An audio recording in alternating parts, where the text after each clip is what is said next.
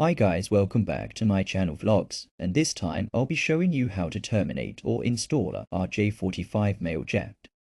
This cable is called Cat6 standardized twisted pair cable for Ethernet and other network physical layers, and is backward compatible with the Category 5/5E and Category 3 cable standards. A Cat6 patch cable terminated with 8P8C modular connectors.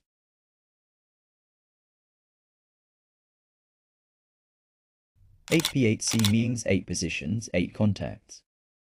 It refers to a type of modular. This is normally used at the end of Ethernet patch cables. I only use crimping tools, a handy device that allows you to create secure connections between wires and connectors. And I use the male connector or RJ45 Ethernet connector. It works by deforming the connector onto the wire, ensuring a strong bond with a crimping tool.